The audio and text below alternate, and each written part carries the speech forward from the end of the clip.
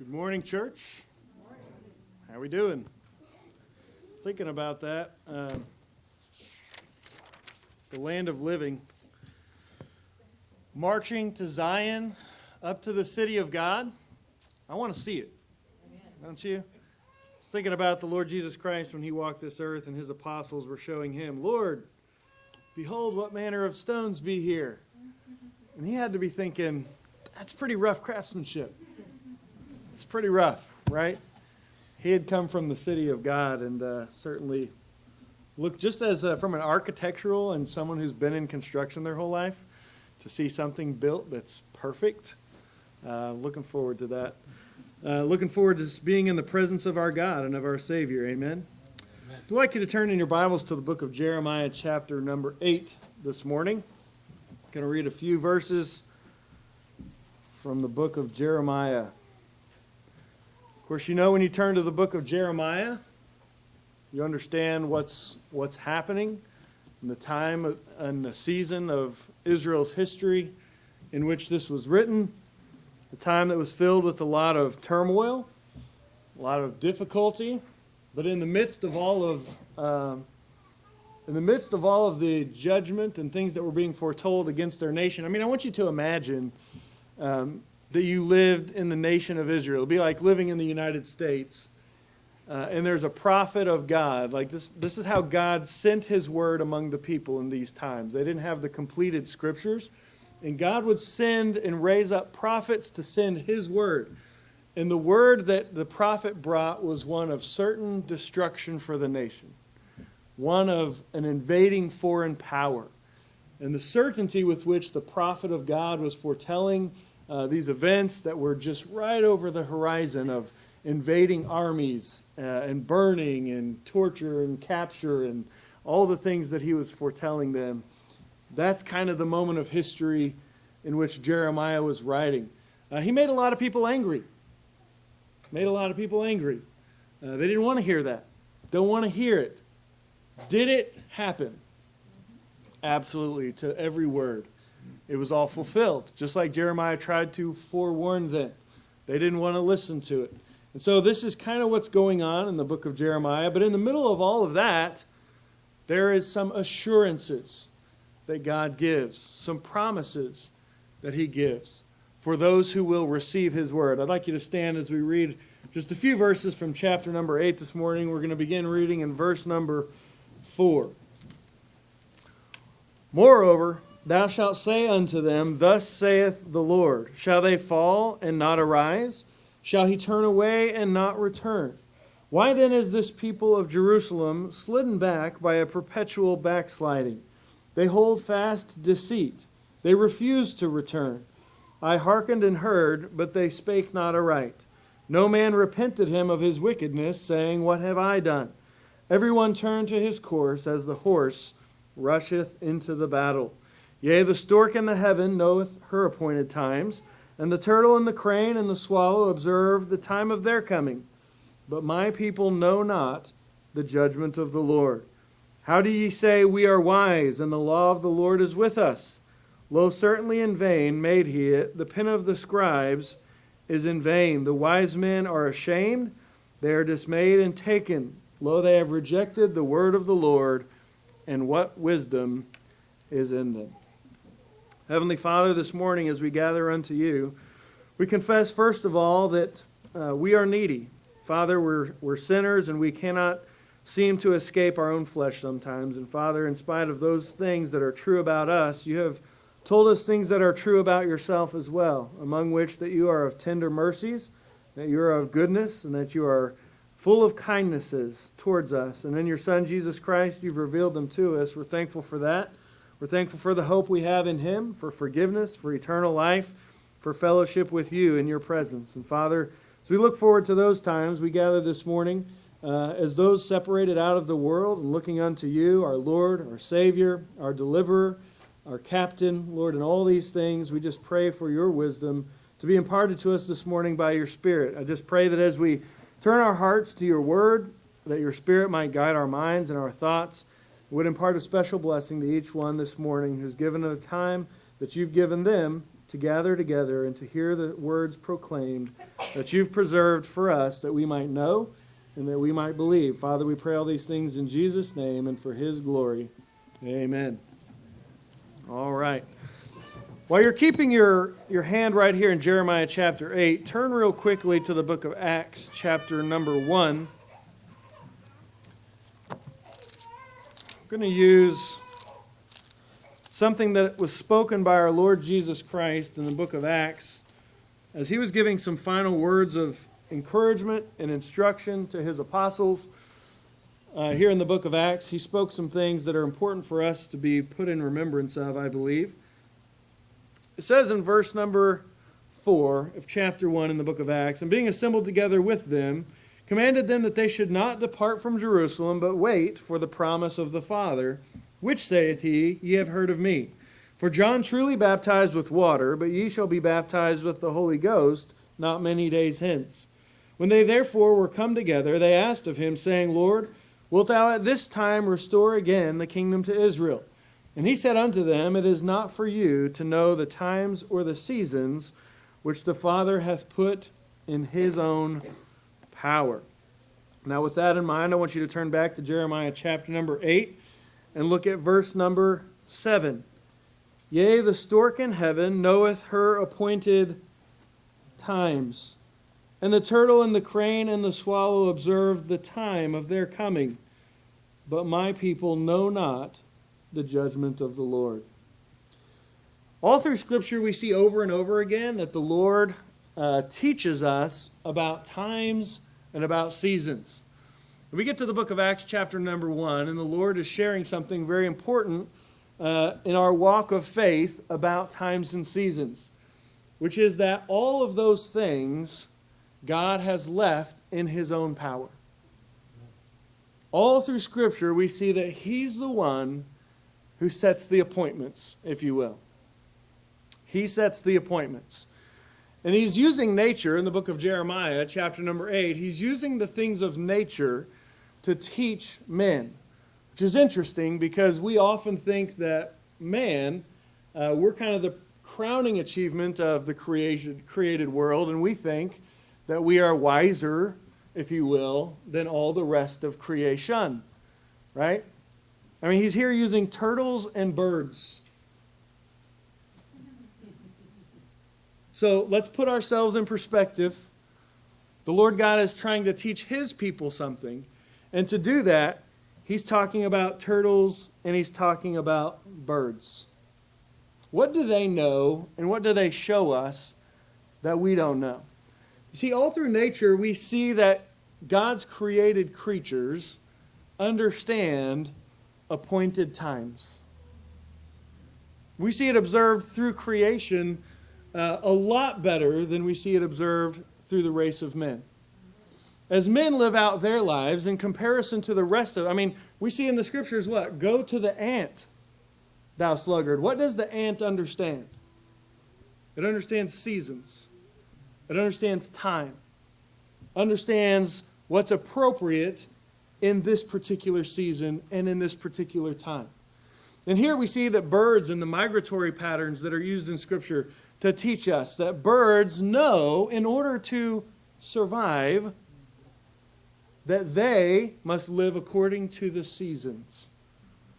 And yet mankind, of all of the creatures that God made, has to be the most foolish in this area.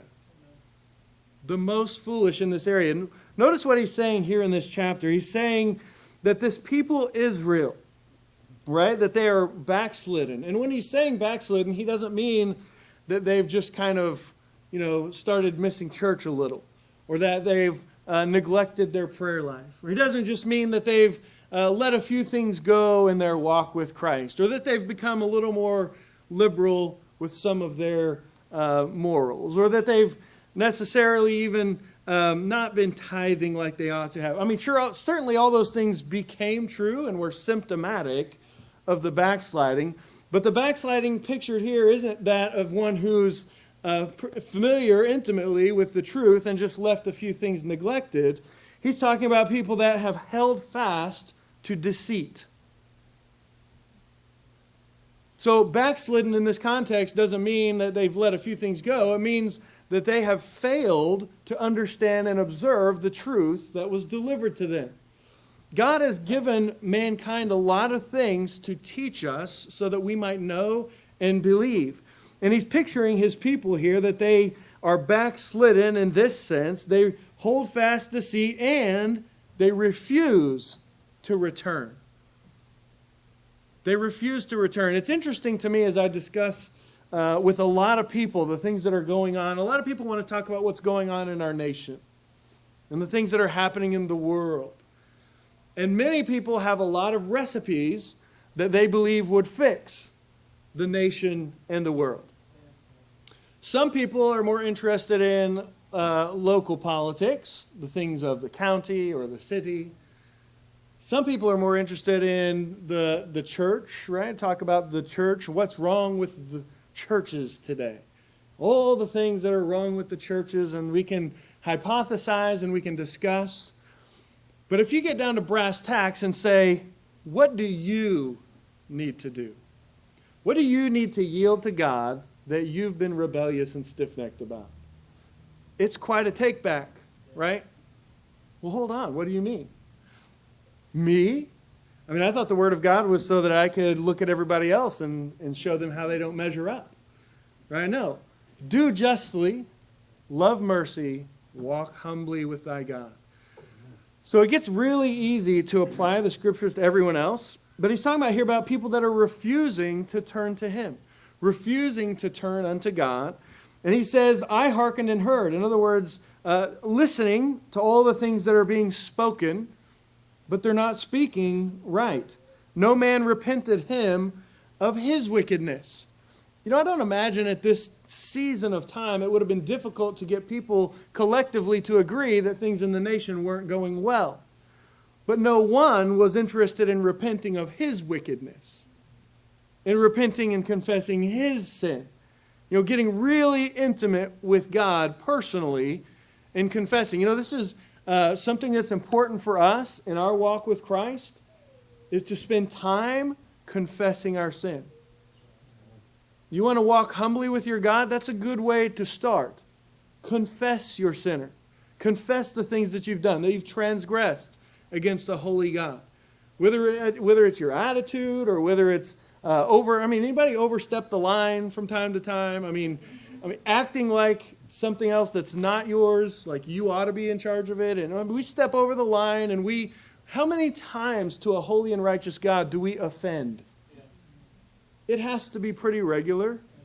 Pretty regular that we offend. And yet in all these things, God has shown himself merciful. It's why he sent his Son. He knows our frame. He remembers that we're dust. He knows that we're sinners. And he desires to have fellowship. And he's made that possible through the death of his Son and the shedding of his blood. But that requires some turning, some repenting. So I'm leading you up to this. When you get down to verse number 6, this refusal to return. In other words, to repent, to change direction, to turn unto God. Notice what he likens it unto. He said, no man repented him of his wickedness, saying, what have I done? Rather, this is what he pictures men like. Everyone turned to his course. In other words, choosing for themselves the way in which they want to walk. And what's the comparison? As the horse rusheth into the battle. Now, horses rushing into battle are eagerly and hastily running directly at the thing that is set to destroy them. I mean, they're running into the battle to be destroyed. I mean, that's part of the battle fray. And the picture that we have here is that people refusing to turn, but charging ahead to their own destruction. I don't know if there's a better picture that you could have of what we see in the world today. You see, the gospel has become, in large part, kind of this thing that we want to hold to and believe on the side. And that's why a lot of the time spent over the last 3 months from this pulpit has been talking about the promise in Christ concerning the world to come. See, you have to know and understand the appointed times and seasons. I want to show you a few things from Scripture this morning. And when we get all the way through here and we see ultimately the problem in verse number 9 is revealed, that they have rejected the word of the Lord. They've rejected the word of the Lord. And the question remains, what wisdom is in them? A lot of time we could spend there. We're not going to. But I want you to think about this verse number 7. About the stork in heaven knoweth her appointed times, and the turtle and the crane and the swallow observe the time of their coming. But my people know not the judgment of the Lord. In other words, mankind lives on foolishly, choosing for ourselves what we want with complete disregard for the fact that God has spoken to us that there is a season of living and there's a time for judgment. And man wants to live on carelessly and foolishly all the season of his life and ignore the time of judgment. But all the creatures that are created around us show us what? There's times and there's seasons. And if we look at the history of mankind, we see the same thing. You and I will be no different. It's hard to get people to grasp this idea. You and I will be no different than the generations that have come before us that are not here anymore. Should the Lord tarry, we'll be the next headstone. We'll be the next thing in the cemetery that everybody's trying to remember who was that guy. And he was some great uncle somebody, and he was a little weird and kind of off his rocker. Nobody really knows, and they just begin making up stuff about you to feel like there's some family connection. I mean, we're the next generation of those. It's not going to be different for us, but we live as if we don't understand the times and the seasons that God has appointed. Death is an appointment. I think about King David when he said, I laid me down and slept, and I waked. Why? For the Lord sustained me. You know, not everybody that lays down to sleep gets up. There were people that went to bed last night that didn't get up this morning. So by whose hand is it that preserves our life? I mean, it's clearly, when we're sleeping there and our body's continuing to just consist, who is it that's responsible for that? It's not us. But yet we act as if it's us. We did it by our own strength. We did it by our own wisdom. We get up the next morning and we plow right ahead, living as if there's no time and there's no season appointed for us. All through God's Word, we see a lot of examples talking about this idea of appointed times. Appointed times. I want you to know this morning, God's appointed some things. He's appointed some things for your life. Some of them are big. Some of them are small. But in every detail, He has appointed what those things will be that occur in your life. Are you ready for that? I mean, even as it pertains to this entire earth, He's appointed an end. We studied a lot about that. He told Daniel, the end will be at the time appointed. It's already known to God from the foundation of the world. He's already said it. It's written down. It's on His calendar. I mean, we have things on our calendar that we don't tell our children about, right? It's on the calendar, and by our strength and power, we'll hold it out. Well, this is God Almighty. There's a time. There's an appointment on His calendar when these things are going to happen. I want you to think about this. In the book of Genesis 18, the Lord was trying to tell Pharaoh. It says in Genesis 18:14, and the Lord appointed a set time, saying, tomorrow the Lord shall do this thing in the land. Who picks the times? God sets the appointments. God sets the times. And by His grace, and this is the picture you have to get, people, young people, old people, in between middle-aged people, we're all just as near death's door as one or the other. God has sent forth His word into this world to plainly declare the appointments that He has set. He sent Pharaoh the same thing. He sent His word and said, this is what's going to happen, and it's going to happen on this day, at this time. And guess what happened? Remarkably, when we continue reading the story, it says, and the Lord did that thing on the morrow.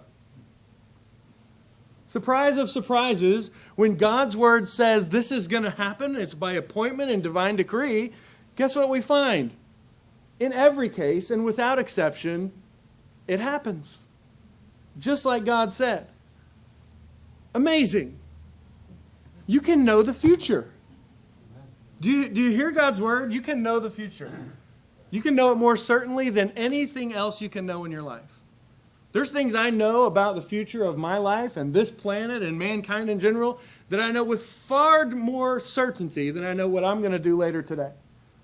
They're far more sure because God has already decreed them. Amen. And when you read this book, you get in it and you understand God's telling me in advance how it's going to be. He's telling me in advance what's going to happen. He did the same thing for Pharaoh. Why does he do that? Because he's a good God. See, everyone has this opinion of God because the devil has slandered his name for thousands of years. They have this opinion of God that he's a killjoy and he's no fun and he's, all the things the world says about him. Why? Jesus Christ testified very plainly because they have not known him. You're going to let people that don't even know him tell you what he's like? Or do you want to get to know him for yourself? Because he's a good God. He's told us in advance a lot of things you're going to wish you had known and believed because they're true. They're going to come to pass in your life and in mine. And Pharaoh found that out for himself. In Habakkuk 2:3, there was a really good Call to Glory devotional on this last month, I think it was. The Lord speaks by Habakkuk, "For the vision is yet for an appointed time." There's many things God has spoken in advance, and they're set for an appointed time. But he says, but at the end, it shall speak and not lie. Though it tarry, wait for it, because it will surely come. It will not tarry. If we go down to verse number 12 of our text in Jeremiah 8, it says, "Were they ashamed when they had committed abomination? Nay, they were not at all ashamed, neither could they blush. Therefore shall they fall among them that fall. In the time of their" what? "Visitation, they shall be cast down, saith the Lord." God is telling his people, you're going to be visited. There's some appointments in your life when things are going to visit you. Ultimately, the Lord God himself is going to visit you. I mean, every single one. The Lord has said and decreed in his word, "Surely as I live, every knee will bow unto me." That means every creature that was ever made is going to get an audience with the one who made him. You and I didn't choose to be here. We didn't interview. This was not an interview process where we go in and we candidate and say, "I think I'd like to participate in your creation story." No, God chose to make you. He's given you life. He's given you times and he's given you seasons. And then we're going to ultimately conclude this experience with an interview. And he's going to hold us to account for the life he gave us to live. And it's going to be, "Why did you not believe?" or "Enter in, thou blessed of the Lord. You received the good word that I have spoken." So many times we fail to understand the purpose and the aspects of what God is trying to teach us and to show us. But God is he's a good God, and he's so past where we are. He's already there. I mean, he's already been there. He already is there. He already understands what is necessary for us today because he's already in tomorrow. He's already prepared things for us tomorrow that we didn't even know we're going to need later. You know what I mean? He's already thought of everything. And we don't want to trust him. How many of you forget stuff? But you're more inclined to believe yourself than God Almighty. He's thought of everything. Isn't that fascinating? I mean, just to think of it in its proper context, he's thought of everything that you would need along your life's journey, and he's prepared it for you. He's prepared a lot of things for us if we would just walk in them. And so often we're fighting him about things he's doing in our life rather than just walking in it. So there's going to be a time of visitation. Are you going to stand or are you going to fall? That's not a question that you get to answer. It's a question you can know the answer to. But he's telling them here they're going to be cast down in the time of their visitation. The question is, in your time of visitation, are you going to stand or are you going to fall? Are you going to be the man who built his house on the rock or the man who built his house on the earth? There's one or the other. But the answer isn't a question for you to answer. It's a question for you to contemplate because you can know the answer. But there's going to be a season of visitation in your life. That's what God was trying to get his people to understand. There's going to be a season of visitation in your life, and you're not ready for it. You are not prepared for the time of visitation. In Ecclesiastes 9, 11 through 12, Solomon sharing some of these things with us. He says, I returned and saw under the sun that the race is not to the swift, nor the battle to the strong, neither yet bread to the wise. Which is funny because all the things that men spend their whole life trying to be is what? Swift and strong and wise. Right? We're always trying to improve ourselves so that we can be more or do more or have more. Solomon says that's not the winning answer. That's not how history is going to play out. He says, but we see that in spite of all these things are not true, riches are not to men of understanding, favor is not to men of skill, but time and chance happeneth to them all. For man also knoweth not his time. What's man's problem? We don't know. We don't understand the times and seasons that God has appointed. Man doesn't know his time. As the fishes that are taken in an evil net, and as the birds that are caught in the snare, so are the sons of men snared in an evil time when it falleth suddenly upon them. How many of you know the length of your days? God knows the length of your days. They're already numbered. He already knows them. I looked at the obituaries last night in Oklahoma City just because I was preparing this and it got me thinking. You know what I found in there? Old people. That doesn't surprise you. I mean, some of you are older than the people that I looked in there and saw old people. Right? So it's somewhat subjective. But you know what else I saw in the obituaries in the Oklahoma City paper last night? Young people. Some of them born in 2010, 2002, 2004. Young people. You don't know your appointed time. But there is an appointment. It's already written down. And that kind of bothered, I think, Solomon. Like, we don't know. And I don't know, like he said, I don't know what other person's going to come along behind me and make shipwreck of all the stuff I worked to build. Kind of bothered Solomon a little bit. Right? We don't know that. Whose hand is that given over to? Well, the times and the seasons are appointed into the Father's hand. He has power over all those things.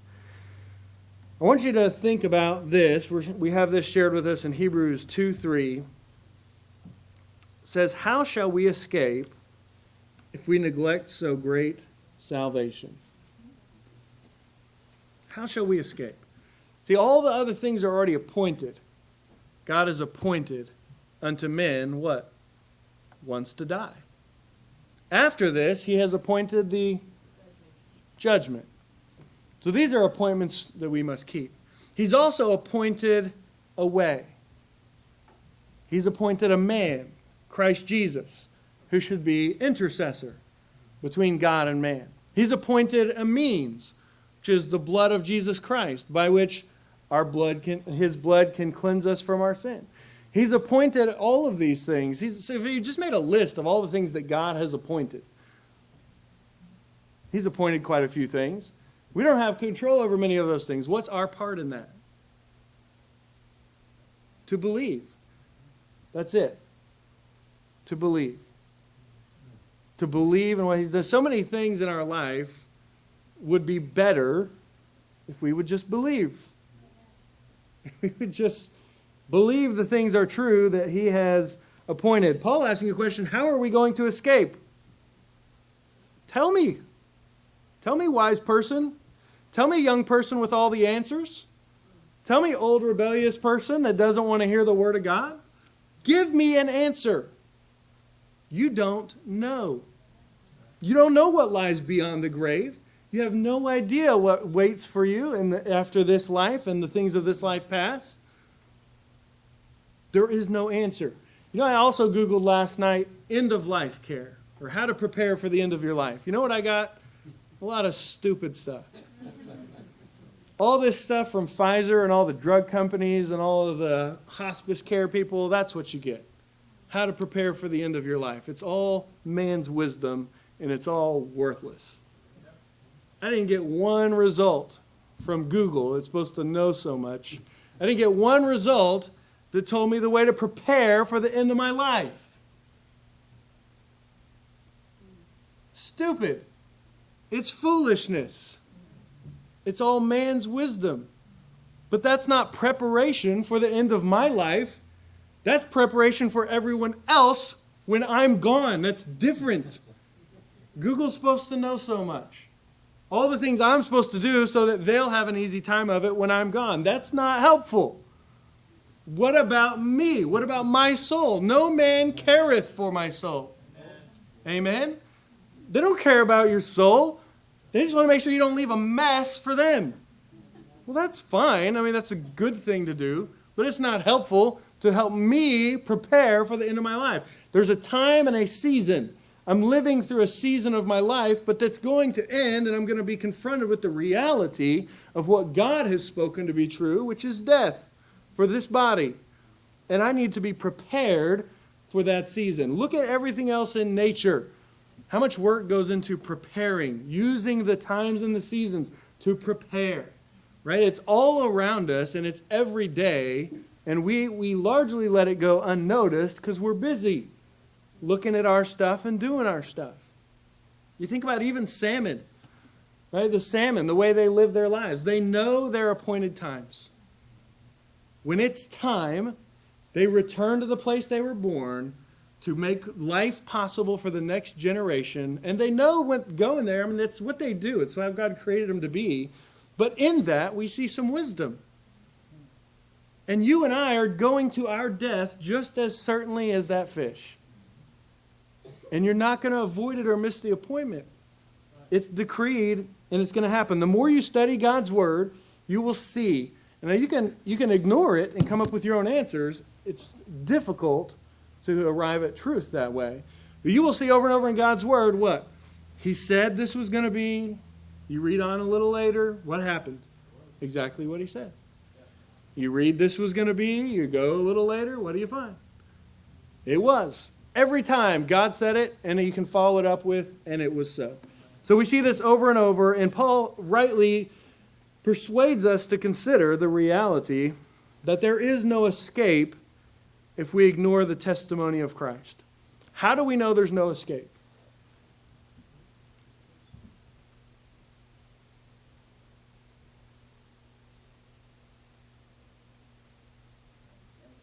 Thank you. Because God has already said the only way to escape is through Christ. I mean, it gets down real simple. And then he follows up later in Hebrews 9, as appointed unto men once to die, but after this, the judgment. 2 Corinthians 5, 9 through 10. Wherefore we labor, that being present or absent we may be accepted of Him, for we must all appear before the judgment seat of Christ, that everyone may receive the things done in his body according to that he hath done, whether it be good or bad. All of you know that verse, right? Listen to what Paul says. This is his very next statement. Knowing, therefore, the terror of the Lord, we persuade men. It sounds serious. It sounds serious. If we're all going to appear before Christ and we know the terror of the Lord, we persuade men. Acts chapter number 20. Share a couple more thoughts. I'm trying to... We're not far to get where we're trying to go.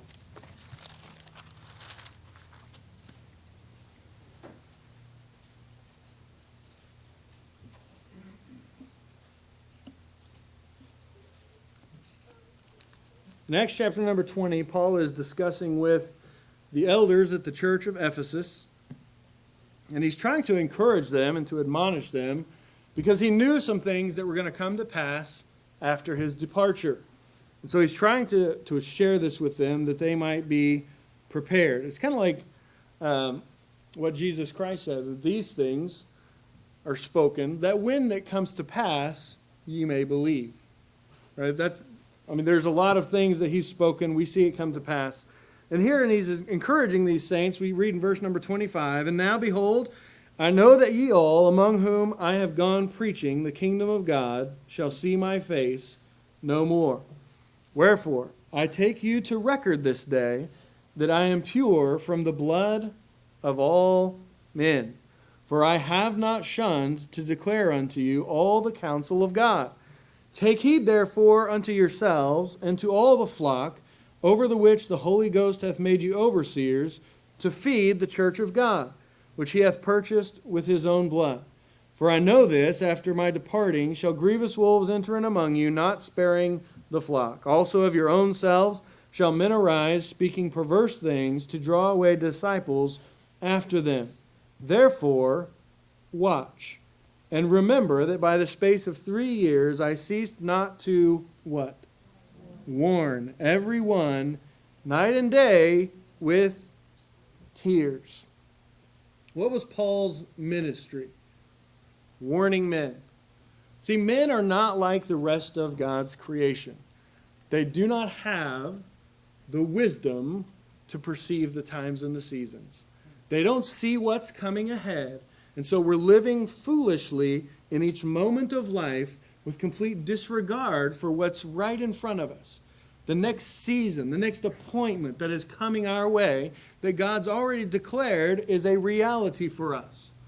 And so we go on living in this day and in this moment, and we see that all this that's in our hearts to accomplish and to do, it pertains to what? This moment. Our hearts are full of dreams and visions and hopes and things for this moment, for this time, for this season. And living in ignorance of what God has said, this is right around the corner for you. And you might want to get your chin up just a little bit and look out there, because this is what's coming for you. And you're not prepared for it. That's all God's trying to do for men. He's trying to warn them. You are not prepared for what lies right ahead of you. You need to be in the Word. You need to be seeking Christ. You need to believe the words I've spoken, because I've been places you've not been. The testimony of Christ is the testimony of one who's been somewhere you've not yet been. He's the end from the beginning. He's already been there, and he's warning you what's coming. It's fascinating, the things, the decisions and the choices that men make. And I'm trying to remember, it's not in my notes, but I think it's in Hebrews 11, I'm pretty sure. Let's turn there just for fun, because you'll see something. There's a moment in your life where if you've come to faith in Christ, you've understood this. God's appointment in times and seasons. There comes a time when you realize what is real and what is not real. Right? Because this earth is full of a lot of stuff, and there's no shortage of things that you could want. Right? Anybody have a hard time finding stuff you want? Anybody at all? Just okay. So there's no shortage in this world of things to what? Set your heart on and say, ooh, I'd like to have that. I want to do that. I've always wanted, I want. There's no shortage of that stuff. But we see here in Hebrews chapter number 11, if we look at verse number 24, we see this man Moses. Tremendous example of faith in the man Moses. Notice what it says. By faith, Moses, when he was come to years. Now that's hopeful for me, and I like the way that the Scripture is always hope for us. Because it says when Moses was come to years, he refused to be called the son of Pharaoh's daughter. Right? How old was Moses when that began to happen in his life? He was about 40 years old. Right? So that's hope, right? I'm not quite even to my 40s yet. I just skated into the very last year of my 30s. So by this definition, I haven't even come to my years yet. It says, by faith, Moses, when he was come to years, refused to be called the son of Pharaoh's daughter. Next word, somebody please read it loud and clear. Choosing. Choosing. You know how important that is? You know what you're doing every day in your life? You're choosing things. Moses came to years, and he had been raised up as the son of Pharaoh's daughter. That's a pretty good gig if you can get it. Not everybody just gets to sign up for that. But the king of the most powerful nation on the earth at the time, that's lavished in wealth and prosperity and riches, and you're the king's daughter's son. Hey, that's a good place to be. But Moses came to a place in his life where he realized he had to what? He had to choose some things. Now, this is real. And I hope you'll stop and think about it long enough, because most Americans won't. The biggest problem you have witnessing today is that people don't want to stop and think or talk or contemplate or study or read. You know, they want a 30-second gospel. Well, you know what? I need about a day and a half to lay out the foundation, though you can understand what God is doing and the things he's told us in his word, by which he continually demonstrates over and over and over that everything he has said is what will come to pass. See, that everybody, so many, even Christians today, put Christian faith on par with Muslim faith and Buddhist faith and Stoic faith and all these other faiths, and it's nonsense. Our faith in those scriptures of what God has spoken by his son Jesus Christ is the most sure thing in the world, because there's continual demonstrated history that God has from the beginning said this is what's going to come to pass, and it happens. So many, hundreds and hundreds of for instances that you can look at. So when you come to the New Testament and you're reading the gospel of Christ, and the same God is saying, hey, all who believe will have eternal life, guess what? My faith is rooted in some substance there. That's not just I hope this is going to work out. This is the same God who has authored history from the beginning and continually told us what's going to happen before it does, and I've believed his promise. We ask somebody, what hope do you have of living and abiding in the presence of God? Because I've got a promise from him. Amen. That's the answer.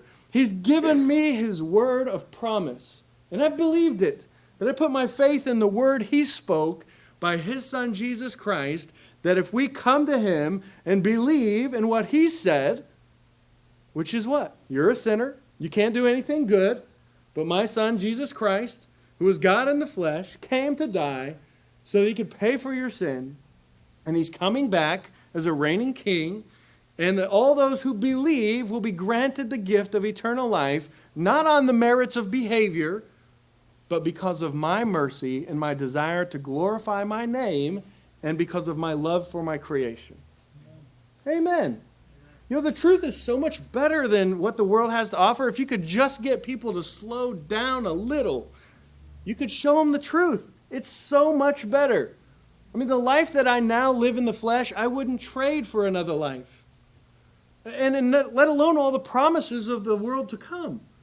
It's the best life to live, but you can't get people to slow down long enough to contemplate the realities of it, because we're so busy entertaining ourselves.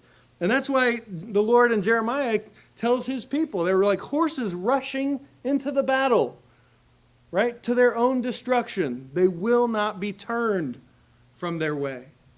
They won't be turned from their way. They're single-minded as they head towards their own destruction, to perish. And it's a sad, sad thing. But we see Moses makes a choice. Gets to be about 40 years old, and he chooses what? Well, he makes an odd choice. And I say odd, speaking as a man.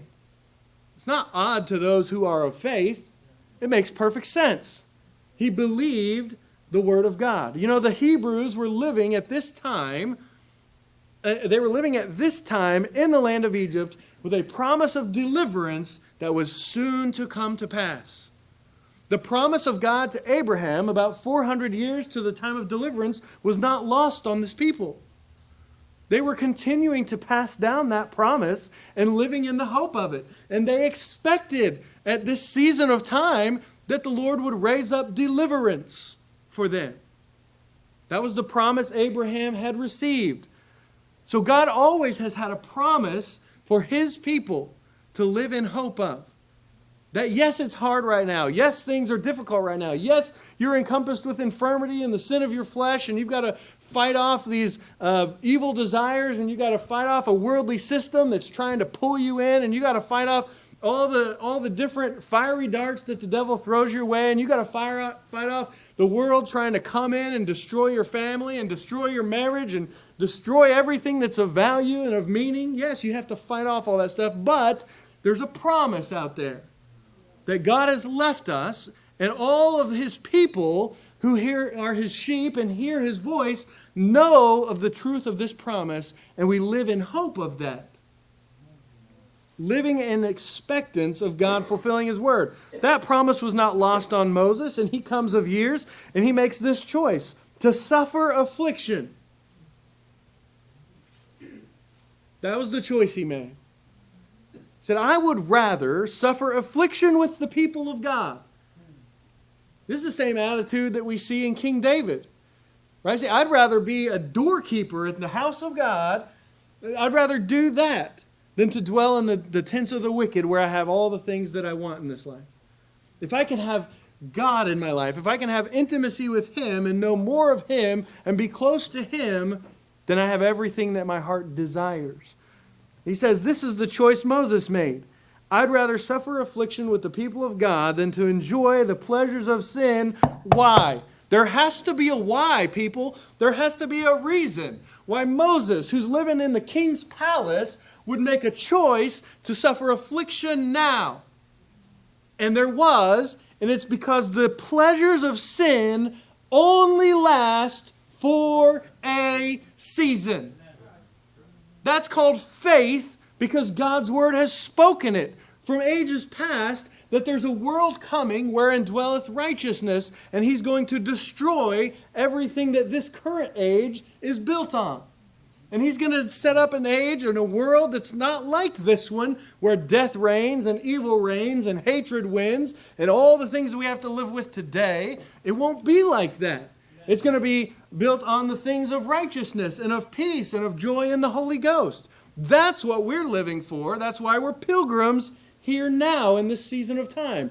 That's what Moses identified with. He said, I'm not going to be deceived by the pleasures of sin because I know that it is only for a little season. How is it that men are able to see such things which are afar off? It's by faith. It's by faith that you're able to see afar off. Why? Because God's word has already spoken the things that are far off. And if we believe them, we have sight to be able to see what is the end of these things. If I continue to choose to live among Pharaoh and his people and his pleasures, what's the ultimate consequence that abounds to that choice? See, he understood that because he had faith. If you could just get people to consider the times and the seasons that God has appointed, and that there's a God who cannot lie, who's left us many promises in his word, saying all these times and seasons are in my power. You're not going to get to pick. You're not going to get to choose. You're not going to have the say-so. I know that right now in your heart is full of hopes and dreams for things you want to do in your life. But every one of those hopes that you have for yourself will be subordinate to the will of God.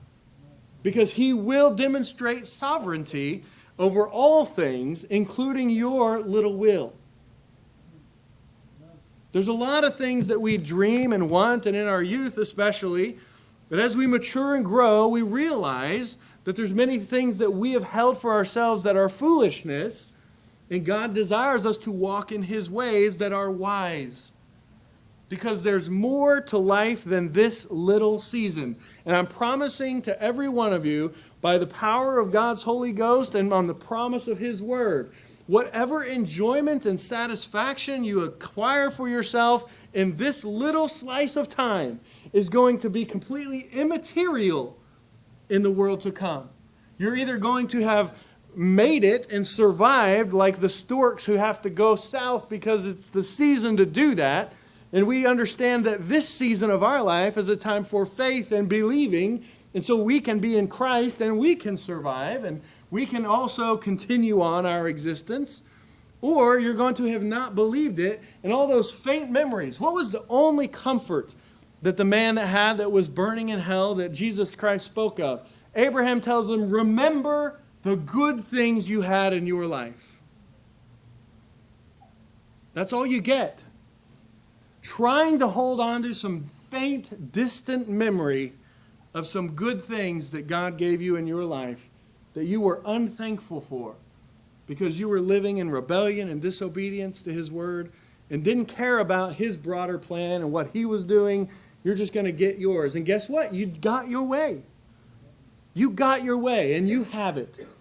And what's it worth to you now? Look, all that's going to be meaningless. It'd be far better for those of us who are now alive in the flesh that we consider the season of life that we are in. This season of life is important to distinguish from the life that He's promised to come. And there's things that are appointed for us yet to journey through that we will, in fact, journey through. And then the outcomes will be exactly what God's Word promises they will be. Everyone in this room is a sinner. Amen? Amen. There is not a lick of difference regarding the flesh of any of you. We're all sinners. We've all fallen short of God's righteousness and glory. None of us are worthy to enter into His presence. None of us are worthy of inheriting the world to come that He's promised. None of us are worthy of anything other than judgment. That's what we've earned. So why is it that there are people like you and I who haven't earned anything but death who will be able to inherit the world to come? The only difference that you will find anywhere in Scripture is that there are those who have believed the promises of God and those who have not believed the promises of God.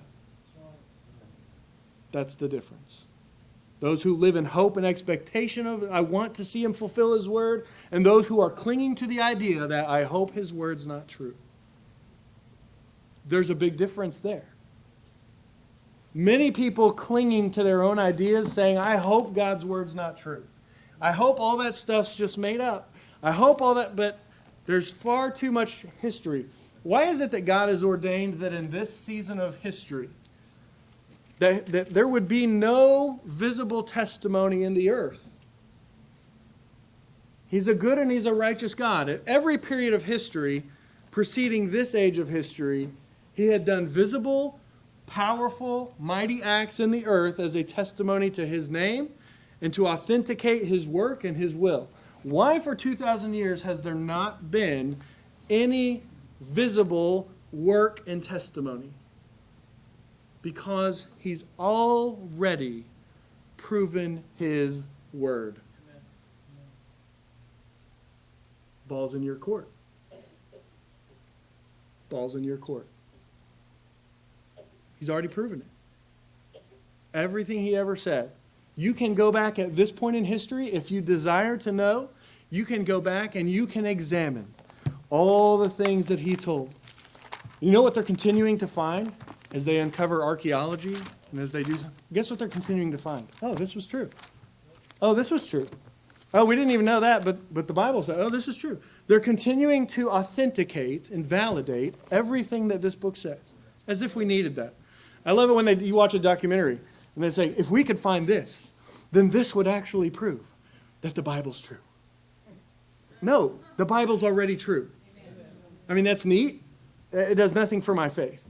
It's neat that you found that, But God's already demonstrated enough to know. If I have to trust something in this life, my own imagination is a terrible, terrible substitute for the Word of God. If I have to trust something, then I will find it in here and hang my hat on it and say, this is the truth. Anything else I drop out of my own well of imagination is going to not end well for me. Because there's an author of reality and of history and of the future that I have to contend with. And when it comes to places where my will disagrees with his, guess who wins? He does. If my ideas and my will and my thinking goes against God, guess who's going to win that battle? It's a no contest. It's a no contest. I mean, I could go to sleep tonight and just die in my sleep, and then who wins?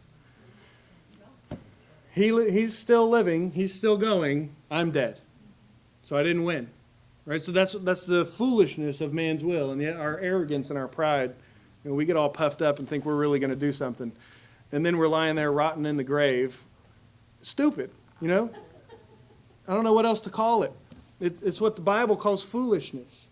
We are not as mighty and strong as we would like to pretend ourselves to be. But by His grace, He's given us a life to live. But also with that grace comes some responsibility. Amen? Know the times and the seasons. How can you know them? Right here. God's already shared them in His Word with us. He has declared in advance that which shall be. And that's why He's God and we're not. Amen?